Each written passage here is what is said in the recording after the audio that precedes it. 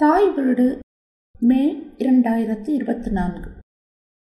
கண்டிச்சீமையில் இருந்து தமிழ்ச்சீமைக்கு தெளிவத்தை ஜோசப்பின் மாறுதல்கள் நாவலை முன்வைத்து எழுதி வாசிப்பவர் வசந்தி தயாபரன்.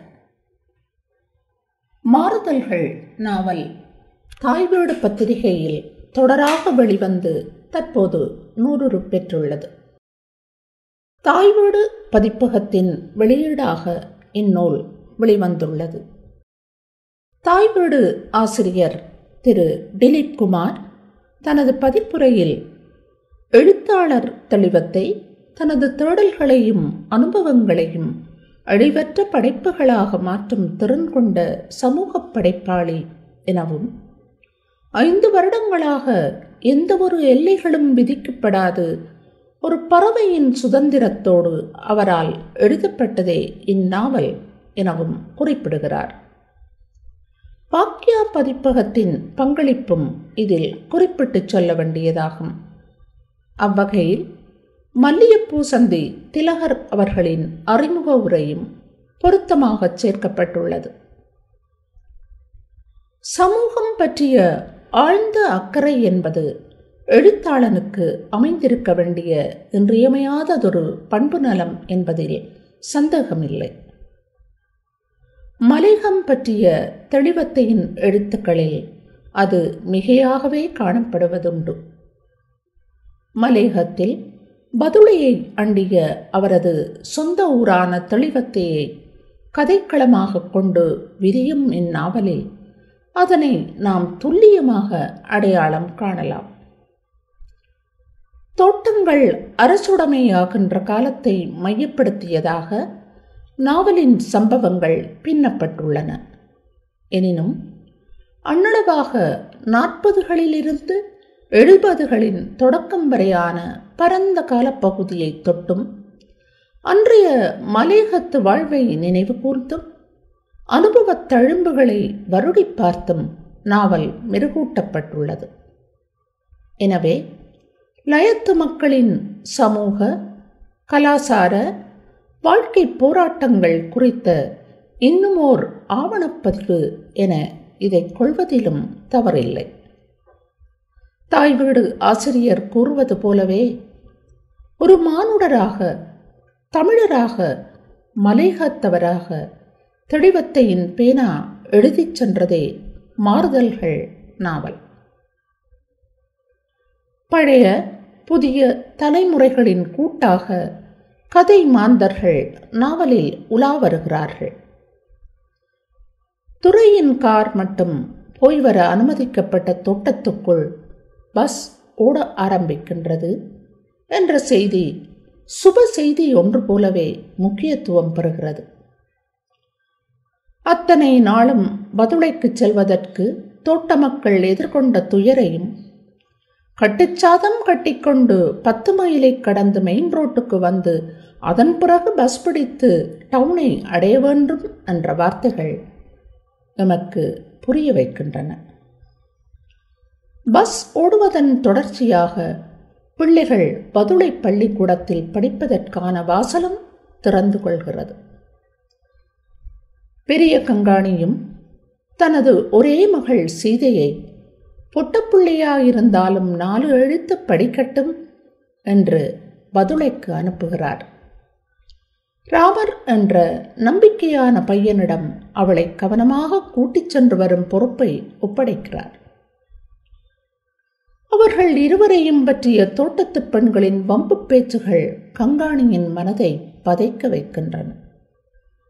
அவருடன் முரண்படும் வாலிபர்கள் கூட, நானாயிருந்தா அந்த பொண்ணை கூட்டிக்கிட்டு போவேன், ஆனா திரும்பி வரமாட்டேன், அப்படியே போயிடுவேன் என்று அவரது மனக்குரங்கை ஆட்டுவிக்கிறார்கள். ஆயினும் சீதை நாட்டு நடப்பு அறிந்தவளாகவும் பஸ் கண்டக்டரின் மனிதத்தன்மையற்ற செயல்களை துணிவுடன் தட்டி கேட்பவளாகவும் கல்வி மிடுக்குடையவளாகவும் வளர்கிறாள். சமகால நடப்புகள் பற்றிய அறிவும் பொறுப்பும் ஒழுக்கமும் தன்னம்பிக்கையும் உடையவனாக ராமர் சித்தரிக்கப்படுகின்றான். பிற்பாடு ராமர் பதுளை நகரில் கடையொன்றில் பணிபுரிபவனாக தோட்டத்துக்கு வெளியேயான உலக அனுபவங்களை பெற்றுக்கொள்கிறான். அவன் நாளடைவில் தனது மக்களின் வாழ்வை மீட்டெடுப்பது குறித்த பிரக்ஞையும் தூரநோக்கும் கொண்டவனாக மாறுகிறான். தங்கராசு என்கின்ற இன்னொரு வாலிபனும் தோட்டத்துக்குள்ளே நடக்கின்ற அராஜகம், போலீஸ் அடக்குமுறை, அரசியல் தந்திரோபாயங்கள், தொழிற்சங்கங்களின் திருகுதாளங்கள் முதலானவற்றை பொறுக்காதவனாக கொதிக்கிறான். தோட்டங்களை அரசுடைமையாக்குவதற்கான முன்னெடுப்புகள் அவனை சிந்திக்க வைக்கின்றன.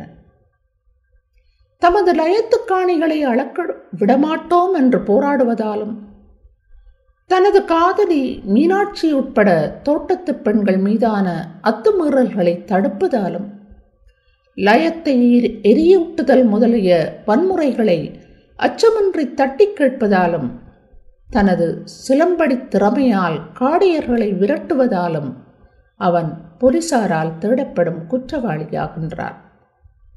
அநீதி கண்டு பொங்கும் அவனுடைய பண்பு நலனை கிரேக்க கடவுளான புரோமெத்தியஸுடன் ஒப்பிடுவதன் மூலம் மிக எளிதாக சொல்லிவிடுவது தெளிவத்தையின் பரந்த வாசிப்புக்கான சான்று. பெரும்பான்மை இனத்தைச் சேர்ந்த குடும்பங்கள் தோட்டத்து மக்களுடன் உள்ளன்புடன் நேயமாக பழகுகின்றன. சியாத்து என்பவரின் குடும்பம் தோட்டத்து மக்களுடன் அன்பாக பழகுகிறது. அவரது மகள் ஸ்வர்ணாவுக்கும் ராமருக்கும் இடையே காதல் அரும்புவதை மோப்பம் பிடித்துவிடும் ஹாமதுரு ராமரை எச்சரிக்கிறார். சிங்கள குடும்பத்துடன் அவன் நெருக்கமாக பழகுவதை தடுக்கும் முன்னெச்சரிக்கை நடவடிக்கை அது. ஆதிக்க சக்திகள் பற்பல வழிமுறைகளை கையாண்டு அத்தகைய நெருக்கங்களை தகர்த்து இன முரண்பாட்டினை ஏற்படுத்தி பகைமை நெருப்பினை மூட்டிய பல சம்பவங்களும், வந்து குடியேறியவர்கள் வசதி பெற்று வாழ இந்த மண்ணின் மக்களாகிய உங்களுக்கு என்னதான் கிடைக்கிறது என்று மேடை போட்டு பேசுவதும், அதனால் விளையும் பெரும்பான்மை சமூகத்தின் மனத்திரிவும் விளைவாக அரங்கேறிய வன் செயல்களும் நாவலில் பதிவாகியுள்ளன. அத்தகைய நிலையை உருவாக்கிய மனிதர்கள், அமைப்புகள், கட்சி கூட்டங்கள், காவல்துறையின் சீண்டல்கள், பாரபட்சமான கெடுபிடிகள் என்பவற்றை இந்நாவல் நுணுக்கமாக பேசுகிறது. 5 ஏக்கர் ஹாமதுரு, துஷாரா முதலிய கதாபாத்திரங்கள் ஊடாக இச்சம்பவங்கள் நகர்த்தப்படுகின்றன. மீனாட்சி, தங்கராசு காதல், பலசரக்கு கடைகள் பலநோக்கு கூட்டுறவு சங்கங்களாக மாற்றம் பெற்றமை, இயக்கங்களின் இரகசியமான கூட்டங்கள் நடைபெறுதல், வியாபாரம் செய்து கொண்டிருந்த வடக்கு முதலாளிகள் திடுதப்பென்று கடைகளை மூடிவிட்டு யாழ்ப்பாணம் செல்ல நேர்ந்தவை முதலிய சமகால சம்பவங்களும் கதையிலே பதிவாகியுள்ளன. தங்கராசுவின் சிலம்படி வித்தை திறமை, அஞ்சாமை, தோட்டத்து மக்களின் எதிர்காலம் குறித்த அக்கறை என்பன அவனை மாறுதலின் உந்து விசையாக காட்டுகின்றன. நண்பன் ராமரின் உதவியுடன் தங்கராசு வவுனியா நோக்கி செல்கிறான். தோட்டத்தில் வேலையில்லாமல், குடியிருக்க வீடுமில்லாமல் நிற்கதியான நிலையை நோக்கி நகரவுள்ள தனது குடும்பத்தாரையும் நாளடைவில் அங்கு அழைத்துச் செல்கிறான். 58 கலவரத்தை தொடர்ந்து அவனது முன்னோர்களும் வவுனியாவுக்கும் கிளிநொச்சிக்கும் புறப்பட்டுச் சென்ற வரலாறும் நாவலில் தொட்டு காட்டப்படுகிறது. அவனது காதலி மீனாட்சியும் அவளது குடும்பத்தாரும் இன்னும் பலரும் என படிப்படியாக அந்த குடிபெயர்வுகள் தொடர இருப்பதாக நாவல் சொல்கிறது. புனைவு ஒன்றின் வெற்றிக்கு பாத்திரவார்ப்பும் பெரும் பங்களிக்கிறது. தெளிவத்தை காட்டுகின்ற பெரிய கங்காணி தனது பெருத்த தொந்தியுடன், கோட் பாக்கெட்டுகளில் குலுங்குகின்ற செக்ரோல்களுடன், அதிகார தோரணையுடன் தோட்டத்து மலைகளில் உலவுகிறார். தோட்ட அலுவலகத்துள் எமது கையை பிடித்து அழைத்துச் செல்லும் தெளிவத்தை லாக்புக் மகாத்மியம், மத்தளம் போல இருபுறமும் அடிவாங்கும் ஊழியர்களின் உளப்பாங்கு, துறையின் கெடுபிடிகள், சிறுதோட்ட உரிமையாளர்களின் மிரட்டல்கள், தோட்ட மக்கள் மீதான அவர்களது காழ்ப்புணர்வு என உள்வீட்டு தகவல்களால் எம்மை வியப்படைய வைக்கிறார். தோட்டத்துறையை மூக்கன் என்று அங்குள்ளோர் செல்லப்பெயர் வைத்து அழைப்பதையும், அது வேறொன்றுமில்லை மூர்க்கன் என்பதன் திரிபு என்பதையும் அவர் சொல்லும் விதம் அலாதியானது. லண்டனில் இருந்து பாராட்டு கடிதம் வருகின்ற போது துரையின் உல்லாச மனநிலையை, காரேறப்போகும் தோட்டத்து சிறுமி போல துரை கனகுஷியாக இருக்கிறார் என தெளிவத்தை பொருத்தமான உவமை கொண்டு தனக்கே உரிய கிண்டலுடன் விவரிக்கின்றார். மாறுதல்கள் என்ற தலைப்பு ஒரு விரிந்த பொருட்பரப்பை சுட்டுகிறது. ஒரு சமூகத்தின் அசைவியக்கத்துக்கான கூட்டுக்காரணிகளை தொட்டுக்காட்டி நிற்கிறது. மலேக மக்கள் பற்றி ஜவஹர்லால் நேருவுக்கும் DS ஜனநாயக்காவுக்கும் இடையிலான உரையாடல்கள், தொடர்ந்து தோட்டப்புற மக்கள் நாடற்றவர்கள் என்ற புதிய அடையாளத்தை பெற்றமை, 58 நடந்த கலவரங்கள், வடக்கு நோக்கி இடப்பெயர்வுகள் தொடங்கியமை, அரசியல் புறக்கணிப்புகளும் ஓரங்கட்டல்களும் என்ற விடயங்கள் உணர்வுபூர்வமாக பேசப்படுகின்றன. பெண் ஆண் பற்றிய சமூகத்தின் இறுகிவிட்ட கற்பிதங்களை உடைத்துக்கொண்டு பெண் கல்வியின் முக்கியத்துவம் பற்றிய சிந்தனை முகிழ்ப்பது மாறுதலின் முதல் படியாக இந்நாவலில் காட்டப்படுகிறது. கல்வி அறிவு வளர்ச்சியும் கால மாற்றத்துடனான அறிவு சார்ந்த வளர்ச்சியும் தோட்டவாழ் மக்களின் சிந்தனை விரிவுக்கு வழிகோலுவதாக அமைந்ததும், பின்னர் தமது சமூகத்தின் இருப்பு, அதன் மீதான பல்கோணங்களிலான ஒடுக்குமுறை என்பன பற்றிய புரிதலுக்கு அது இட்டுச் சென்றதும் வரலாறு.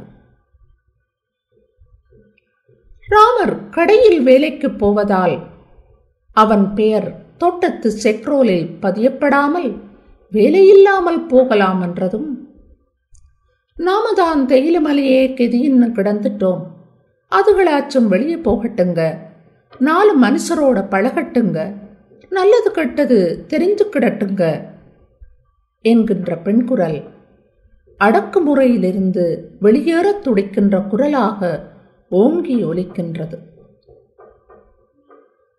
பெரிய கங்காணியின் வேலையும் பறிபோகும் நிலையில் அசைக்க முடியாத அவரது ராஜ்யமே ஆட்டங்கண்ட போது அதனை சுலபமாக கடந்து போக தலைப்படுகின்ற அவரது படிப்பறிவுள்ள மகள் சீதையின் செக்ரோலை தலையை சுத்தி துறமேசையில வீசிட்டு வந்துருங்கப்பா எனும் நம்பிக்கை குரல் கூட மாறுதலுக்கான விளைவே அன்றி வேறன்று. தோட்டங்கள் அரசுடைமையானால் வேலையின்றி பிச்சை எடுக்க விடமாட்டேன் என்று புதிய இடத்தில் வாழ்தல் பற்றிய நம்பிக்கையுடன் குடும்பத்தாரை அழைத்து கொண்டு புறப்பட்டு செல்கின்ற தங்கராசுவின் உறுதியான கால்கள் மாறுதலுக்கான வழியில் நடைபயில்கின்றன. வேர்களிலிருந்து பிடுங்கப்பட்டு புதிய மண்ணில் நடப்படுவதும், அதற்கு இசைவாக்கமடைந்து வாழவும் வளரவும் முற்படுவதும் மக்கள் கூட்டங்களுக்கு புதியதல்லவே. மண்ணை நம்பிக்கையுடன் சென்றடையும் மக்களுக்கான வரவேற்பு எவ்வாறு அமைகிறது என்பதை காட்ட அங்கு அருகருகே வாழும் யாழ்ப்பாண தமிழ் குடும்பத்தையும் மலையக குடும்பத்தையும் நாவலில் கோர்த்துள்ளார் தெளிவத்தை. காணிகளில் வேலை, குடியேற்ற திட்டங்கள், காணி பகிர்வு என்ற தொடர் செயற்பாடுகளின் வெற்றி எத்தகையது? குடிபெயர்வின் போக்கு எவ்வாறானதாக இருக்கும் முதலிய தெளிவத்தையின் கேள்விகள் இன்னும் வினாக்களாகவே உள்ளன. ஒரு வரலாற்றை கூறப்போகும் தெளிவத்தை புனைவிலக்கியவாதி என்பதையும் வாய்மொழி இலக்கியம் தெரிந்தவர் என்பதையும் நாம் நாவலில் ஆங்காங்கு காணலாம். இதுவரை மலையகம் பற்றி வெளிவந்த நூல்களின் பெயர்களை ஓர் அத்தியாயத்தில் அவர் குறிப்பிடக் காணலாம். இந்நூலில் 290 பக்கத்தில் அவற்றை நாம் காணலாம். தேயிலை தேசம், ஒப்பாரிக்கோச்சி, குருதிமலை, நாமிருக்கும் நாடே, காளிமுத்துவின் பிரஜா உரிமை, தூரத்து பச்சை, காலங்கள் சாவதில்லை என அவை விரிகின்றன.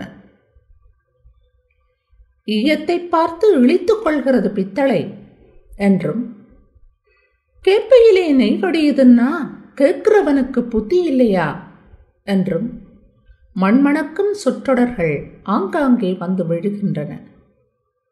நல்ல தமிழ் அறிந்தவர் என்பதை செந்தட்டிப்பட்ட தோலாய் நினைவு நமனமத்தது முதலிய வரிகள் சுட்டி நிற்கின்றன. தெளிவத்தை கூறுவது போல 200 வருடங்களுக்கு முன்னர் கண்டிச்சீமைக்கு வந்தவர்கள் பிற்பாடு அங்கிருந்து தமிழ்ச்சீமைக்கு குடிபெயர்கிறார்கள். மனிதகுலத்தின் வரலாறு நெடுகிலும் மக்கள் பல தேவைகளை முன்னிட்டு அசைந்து கொண்டே இருக்கிறார்கள். அதற்கான காரணங்கள் மட்டுமே வேறுபடுகின்றன. நாவலின் இறுதியில் தெளிவத்தை தீர்மானங்களை நோக்கியும் முடிவுகளை நோக்கியும் நிகழ்வதில்லை மாறுதல்கள் என்று அழுத்தமாக கூறுவது எம் கவனத்தை ஈர்க்கிறது. காலமே எல்லாவற்றையும் தீர்மானிக்கும் என்கிறார் தெளிவத்தை. காலமே மதியினுக்கோர் கருவியாம்.